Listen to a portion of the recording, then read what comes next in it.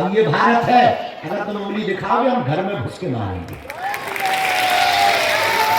मजा देखना भारतीय आर्मी का। I proud of you Indian army कि हम 300 किलोमीटर भीतर घुसकर लाहौर में और कराची में घुस के मार देंगे। इसी को जलवा कहते हैं। पहले बॉर्डर पर लड़ते थे, अब उनके घर में घुसकर मारते हैं और आंख दिखा के कहते हैं कि छेड़ोगे तो छोड़ेंगे। और कल ऐसे बम फड़ाका हुए पाकिस्तान में कि पाकिस्तान वाले दुहाई मांग रहे हैं। अच्छा, हमें पता ही नहीं चल रहा है, बम आके भर जाता है। अच्छा, पहले हमारे भारत में तो ड्रोन आने के पहले भी पूछता है कि घुसे कि ना घुसे। उसके पहले ही S-400 धना खत्म कर देता पाकिस्तान के ड्रोन को। लेकिन हमारे वाले भीतर घुस के जाते हैं, पूछते नहीं, जब घर जाते हैं तब पता लगता है कि घर गया। हाँ, दहशत में है, दहशत में। और पाकिस्तान वालों को दहशत में रहना ही चाहिए। जब विचार करो सिंदूर इतना खतरनाक है तो हल्दी और मेहंदी कितनी खतरनाक है। अच्छा, पाकिस्तान वालों को हम सूचना भी देना चाहते हैं कि बताओ, सिंदूर तो झांकी है, हल्दी मेहंदी बाकी है। अब बताओ, हल्दी मेहंदी के बाद में विदाई भी तो होती है। जब पार्टी के दौरान बैठती है तो क्या हाल होता है, रो रो करके। तो अपनी तैयारी बहुत अच्छे तरीके से पाकिस्तान को रखना चाहिए। लेकिन हर भारतीय से प्रार्थना है, आप अभी से ही तैयारी करके रखें। अगर युद्ध छिड़ता है, हमने तो तैयारी कर ली है कि हम तो भारतीय आर्मी के साथ बगल में खड़े होने को तैयार। अगर युद्ध छिड़े तो तुम अपने बच्चों को भी तैयार रखना, तुम्हारे बेटा को भी तैयार रखना। विवाहित माताओं से प्रार्थना, अपने पतियों को तैयार रखना। सरहद पर जाना पड़े देश को बचाने के लिए तो बिना रोके टोके अपने बच्चों को या अपने पति को सरहद पर भेज देंगे। हाँ, हम कह देते कि हम पहले नंबर पर जाएंगे, ये पहले लिखो। अगर जरूरत पड़ी भारतीय आर्मी को तो हम पहले नंबर पर जाएंगे। ये बात बोलनी भी नहीं चाहिए, हम फिर से बोलेंगे। अपने 100-500 रुपया तैयार रखना, जरूरत पड़ने पर भारतीय आर्मी के खाते में डालेंगे। क्योंकि ये लड़ाई केवल सैनिकों की नहीं है, ये लड़ाई देश की है। ये लड़ाई 140 करोड़ भारतीयों की है। वर्तमान में क्या हिंदू, क्या मुसलमान, क्या सिख, क्या ईसाई, सब भारतीय आर्मी के साथ हैं और रहना ही चाहिए। हम तो इतना और करेंगे प्रार्थना भारत सरकार से, भारत की आर्मी से। एक मिसाल, उनके घर में भी भारत में दाऊद गद्दार है, जो देश के गद्दार हैं, जिन्हें पाकिस्तान से प्यार है।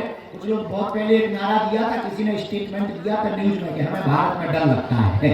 उसके कहते चल आजा आप कराची पहुंच जाओ, लाहौर पहुंच जाओ, ठंडी के भरे गेट खुले गए, न कटा मुसा चल।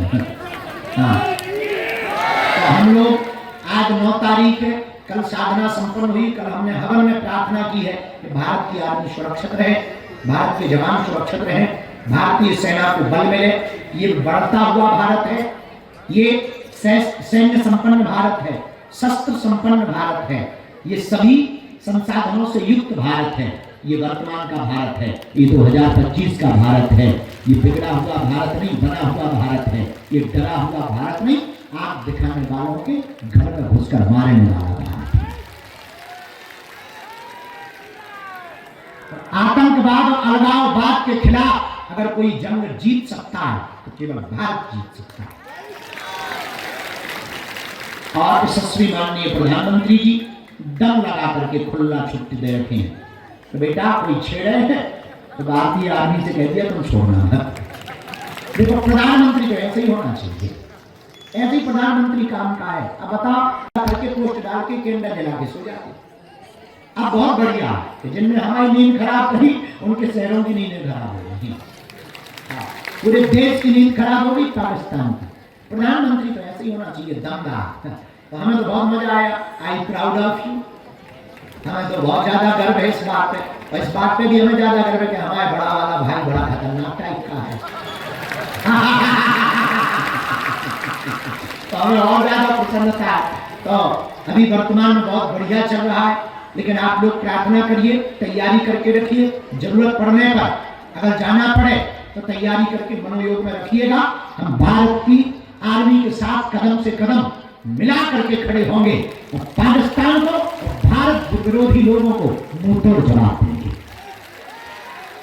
भारत की सभी पार्टियों से हम प्रार्थना करेंगे, आपसी लड़ाई अपने आप में चाहे वो सपा हो, कांग्रेस हो, बसपा हो या अकाली दल हो, जनसत्ता हो, जो भी दल है, सब पार्टियों से प्रार्थना है, आपसी असहमति अपनी जगह है, पर देश के लिए हम एकजुटता दिखाते रहें, ताकि देश के दुश्मनों को ये लगे कि हम आपस में भले ही अलग हैं पर दुश्मनों के लिए एक हैं।